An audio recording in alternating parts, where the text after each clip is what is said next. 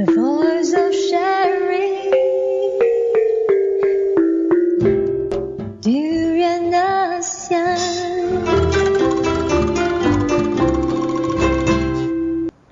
Hello, this is Gowri. Good morning, everyone. It's a beautiful Wednesday morning, and I'm here to present you with more news from Southeast Asia. And before that, let's just look through history today and see what else happened today back in the years. So, in 1916, the First World War happened, and the first day of the Battle of the Albert, the opening phase of the Battle of the Somme became the bloodiest day in history of the British Army, and a total of 57,000 people were killed or died of wounds. And in 1960, Ghana became a republic with Kwame Nkrumah as its first president, which also makes today a Republic Day in Ghana.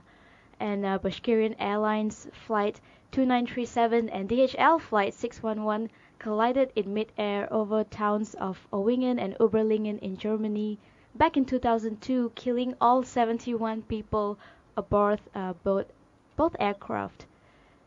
That's some of the interesting facts from our history. And before I start with the news, I would like to just go through the football scores for last night. Of course, at midnight we had Argentina and Switzerland, and of course Argentina won 1-0 over Switzerland, and that beautiful goal was scored by Di Maria, who is also one of my favorite football players of all time. And Belgium won 2-1 against the United States. So looks like it's going to be Argentina and Belgium next. And on Friday, it's going to be France versus Germany and Brazil versus Colombia. So we'll see what team makes it to the semifinals. And let's move on to our discussion for today. I have a couple of news from Malaysia to kickstart today's news commentary, and the first one is, of course, the hottest topic that's really hot in Malaysia right now, which is about a diplomat in New Zealand who was charged with sexual assault against a woman in New Zealand, and he has been sent back to Malaysia, but the New Zealand government are not too happy about it, and they've been making requests to the Malaysian government to send him back to New Zealand so he can be charged there and be tried under their laws. But so far Malaysia has denied all those requests, and they're still keeping him here, and New Zealand is not too happy about it. So just to go through a bit of the news, it seems that he was not only charged with the sexual assault, he was also linked to some burglary case that happened quite some time ago. So the government, of course, is trying its best to protect the diplomat, but at the same time, New Zealand wants him. So Al Jazeera writes that Malaysian Foreign Minister Anifah Aman told reporters that Malaysia had offered to waive Rizalman's diplomatic immunity to enable his prosecution in New Zealand, but that New Zealand had offered an alternative for him to return to his own country. And Mr. Ismail can face a maximum sentence of 10 years if proven guilty. And New Zealand's Prime Minister John Key has assured that Mr. Ismail will be given a fair trial if he returns to New Zealand to face the charges. So, according to the Article 29 of the Vienna Convention that protects the diplomat, it says that the diplomatic immunity is usually was an institution developed to allow for the maintenance of government relations, including during periods of difficulties and even armed conflict. And the diplomats who are placed outside of the country are usually expected to obey regulations governing their behavior, and they suffer strict internal consequences such as disciplinary actions if they flout local laws. In many nations, though, a professional diplomat's career may be compromised if they or even members of their family disobey the local authorities or cause serious embarrassment and such cases are, at any rate, a violation of the spirit of the Vienna Conventions. So this is a very serious offense for someone of that stature, a diplomat, to commit such a thing, because diplomats are usually very respected. They probably have the highest ranking in the country as well, but I guess misusing the diplomatic immunity was not right of him, and the government will probably send him back to New Zealand, or they'll keep him here and protect him. We'll have to see what happens about that. So moving on, we have a news about our election commission, where it says one man, one vote is impractical. So according to Tan Sri Abdul Aziz Muhammad Yusof, he said that the one man, one vote concept recommended by the Parliamentary Select Committee of Electoral Reform in 2012 is not practical. And in March, the minister in the Prime Minister's Department, Datuk Seri Shahidan Kasim, said the principle of equal legislative representation of one person, one vote is not suitable for Malaysia unless it's implemented in accordance with the country's multiracial composition. He also told the Dewan Rakyat that the concept recommended by the Parliamentary Select Committee of Electoral Reform in 2012 does not reflect any justice. And the minister in charge of parliamentary affairs told that the most suitable for Malaysia, however, is to model that uses racial division. And of course, according to the findings by Bersih 2.0 People's Tribunal, a panel set up by the polls watchdog to investigate alleged irregularities during the polls, a vote for BN was given 1.6 times the weightage given to a vote for PR. And of course, these elections has always been a hot topic in Malaysia, that it's rigged and it's unclean, which is the whole reason why we had the rally that came up in the first place to demand clean and fair elections in Malaysia, because I think the people deserves the right to a clean and free elections, to properly decide and vote for who they think is suitable for the country, as opposed to having rigged elections. Do you have any input on this, Asmod? I'm just looking at the report that some people from Bersih gave to us, and I was looking at the corruption cases. Say like people give goods, valuables, money, even tickets, and promises of economic benefit that can take various forms. Elections in Malaysia, it's not clean as some people would like to claim. And one of the irregularities arises out of the, not just like it's not out there like from the, it's within the system too, rather than like just individuals trying to curb the system. I'm not sure what they mean like when they say, hey, one man, one vote is not suitable for Malaysia, and they'd like to stick to racial composition, and like they even have, as you mentioned, they even give unequal weightage to different votes to different parties. So we should really start asking ourselves, is it really fair for those parties which are in opposition or which get less weightage? What's the basis? So probably if they can explain the reasons behind that, then at least people can get a chance to know what happened to their votes.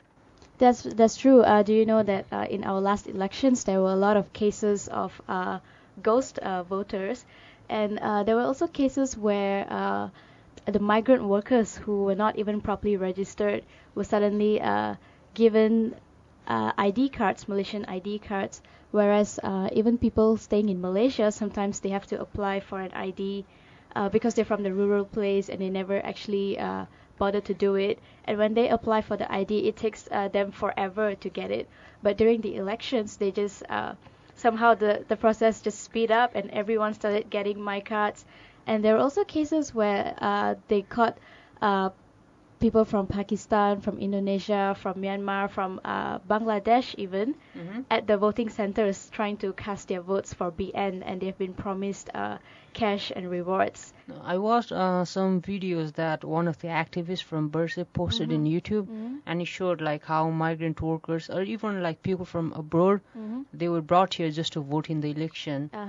So the election is to some extent rigged. I don't know who does that, for what purpose.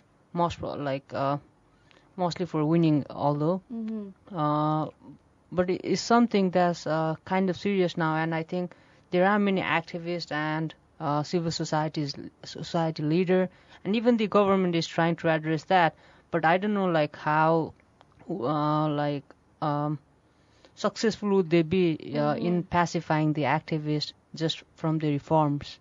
So one thing that I would like to tell you about the Persay was that a lot of people called it an irrelevant movement, an irrelevant rally when they started posting on Facebook trying to get more people to join them. A lot of people said, instead of going for the rally, why don't you just leave the country or something, because we're happy with the way things are right now. And another thing that I would also like to bring up about the elections, like what we talked about, the migrant workers, some of them on Facebook came up with this technique where they say if you suspect that one of these migrant workers are actually voting, to stop them and get them to sing the national anthem. So if they cannot sing, then you can straight away report them to the police and tell the police that they're not actually a valid registered voter. So I thought that was really interesting. And also another claim of Bersih was actually the ink that they used. It wasn't permanent, and after a few hours it goes off. And that was another big issue that Bersih had with the elections, because the ink was supposed to back then it stayed on for a couple of days even after the elections, but these days it just goes off on the same day itself.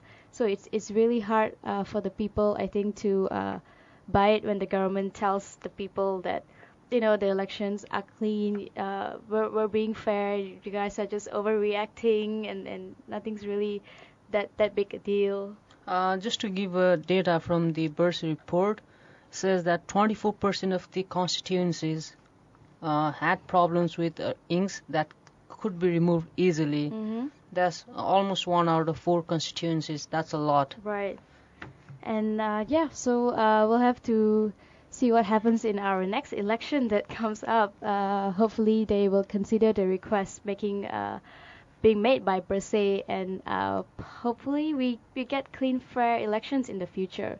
So I'd like to move on to news about dengue. Actually, dengue is another major problem that is being faced in this country, and it's one of the major killers in the country, and turns out that it's on the rise again. And for those who thought that the number of dengue cases was bad, there's been a 248% spike in the number of cases this year, and a 228 increase in the number of deaths.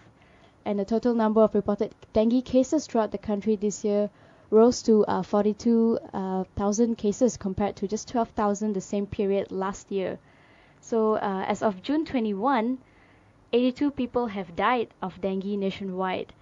And on a weekly basis, Dr. Subramaniam said that 2,000 cases were recorded from June 15 to June 21.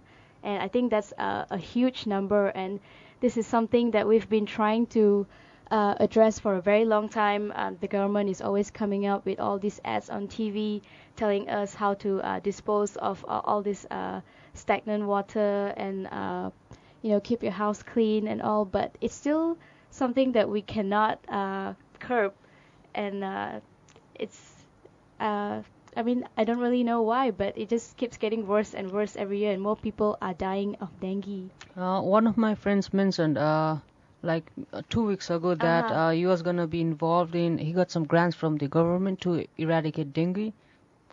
And he mentioned that he's trying to come up with a new technique. Right. And basically his idea is maybe is his team that came up with the idea, is to feed the larvae of the mosquitoes and feed them so much that they never get hungry. and they die, like just because of that, because they never go hungry. So they die as larvas, they don't become mosquitoes. Is that? Yeah, I think that's what he was trying to say. He was just he's what he mentioned was is probably a more ethical way of dealing with that. Although like you need to eradicate, if not totally eradicate, like try to minimize the number of dengue cases that happens in Malaysia. And from what you mentioned, like it has almost increased by more than like 400% or 300%. If it's from 12,000 to how much was it? 40. Anyway, like that's a lot of increase in number. So there might be many possible causes. Like, is it climate change? Is it the decrease in health standard? Or like, rather than just trying to like eradicating dengue, I think is a part of it. But also the other part might be like it might be worthwhile to look at like, why did so many cases were reported over a year, and like what are the causes behind it? I think another reason is also because we Malaysians are so used to having mosquito bites that we just don't care anymore. But it could actually be fatal, and most people are just kind of ignorant about that. Like, it's just a mosquito bite, that's not gonna kill me. But the fact is, it can, and I think they kind of need to get there, because a lot of cases start that way. They get bitten, but the thing is they have to get it checked immediately, especially if they have symptoms of fever and of the other discomfort. But they usually don't, because we always think that it's just nothing, because it's very usual for us to have mosquitoes in the morning or at dusk, at the moment the sun sets. But if people know there's like 228% increase in the number of deaths, that's so the thing. if we get a mosquito bite next time, I'm gonna be more careful. Actually you should be. I'm starting to get really worried as well, because I used to be one of those ignorant people, but then a lot of my friends started getting dengue. They get admitted in the hospital, and that came as a huge shock for me at first. Like, oh, you can get admitted for a mosquito bite? Like, isn't that one of those Malaysian thing that you just tolerate? And so I guess that should be taken more seriously in a way to as a way to curb dengue in this country, because it's been going on for a very, very long time. I mean, I'm sure you're not aware, but I think since I was in school, like in primary school, my teachers have been teaching us how to even identify an Aedes mosquito and other types of mosquito. So you actually know what mosquito is biting you. It's good to know. I wasn't aware of this issue until we made the news. So that's definitely helpful for me. Right. So the Aedes, just a little bit before we move on to the next news. The Aedes mosquito usually has stripes on its legs.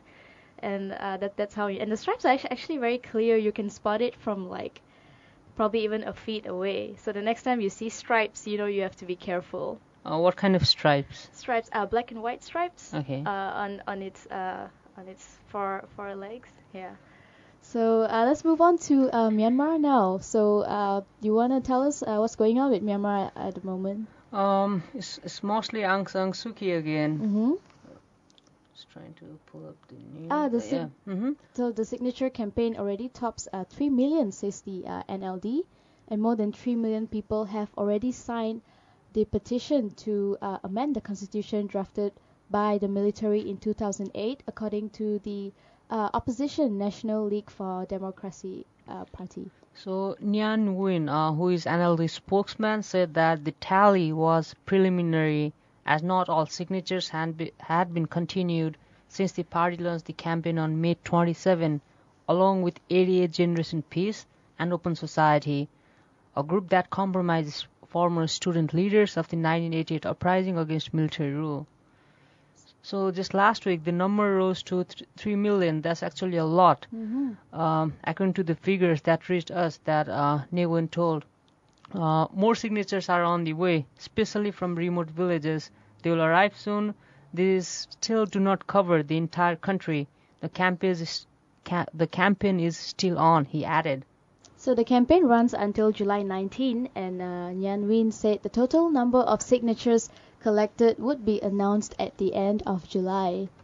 So I think when we attended the Myanmar conference, actually it's not a conference, more like just a little forum the other day, they said that it took them about 15 to 20 years to come up with a constitution back then. And it seems that now 3 million people have signed the petition to amend the constitution, which is probably a positive move heading towards their 2015 elections, which I read is going to be about November or December next year.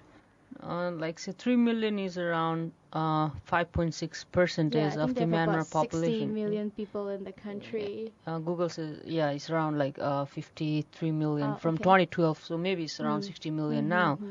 But this is also interesting because like the party that's heading the campaign is NLD, and its leader Aung San Suu Kyi is barred from standing for the position of president in Burma. So while they talk about amending the constitution, it's not just for like they have their own interest too, and the interest, it might be both beneficial or in other cases there might be some drawbacks. But definitely there are voices in opposition which are not who are not just gonna take anything for granted, that we're not just gonna take the laws that the junta or any other bodies hand to them, right? And they wanna speak for themselves. And I think it's a positive state for civil societies and leaders in general to speak out their mind. And if they don't agree, and that's the beauty of democracy, if you don't agree, you just speak up. And also, we have to, of course, take into consideration that they have been under the military rule for nearly half a century, and it might not be that easy to break away from that and go into the democratic reform right away. But I think, like what you said, it's definitely important to voice it out. Voice out whatever you want to say, and every citizen in the country have the right to decide what kind of country that they want to live in ultimately. And one of the provisions that bars Aung San Suu Kyi seems ridiculous to me. Like it says, if you marry a foreigner, or like someone it's pointed toward Aung San Suu Kyi, you can't just like make a rule to bar a person from standing in the position.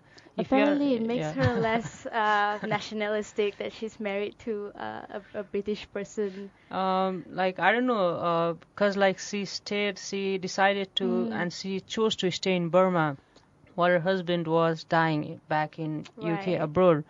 So I don't know, what more price she could have paid just to be there for the country. And if she is not nationalistic in Burma, I don't know who is in this world. So another country that is moving towards a reform is also Indonesia. So Indonesia's presidential elections are actually coming up on the 9th of July, and it's really heating up. We also had a discussion about that a couple of days ago. So it seems that Indonesia's presidential race hits into its final week as Jakarta Governor Joko Widodo faces off against Prabowo Subianto, a former Army Special Forces commander, and the tight election campaign has not been free of controversy. And Jokowi, who previously led the polls by as much as some say is 20%, some say is 25%, now his lead has been narrowed to single digits. So the race is getting more tighter as they move on to the election date. That's right. According to this article I read last night, I cannot remember the source. It seems that at first people were very much in favor of Jokowi because he was the young face of Indonesia. Everyone thought the fact that he was not from an elite family, thought that he could relate better to the people and all. But somehow gradually that turned into him projecting a weak image, and Prabowo Subianto, who was of course a former Special Forces commander in the army, came off more as like a strong figure, a more powerful figure, and people are now switching over to him, and they think that he would be more capable of bringing change to the country. And Prabowo's election campaign, especially in social media, is very strong. The other day I was watching a YouTube video, and it's very well choreographed, it's very well directed.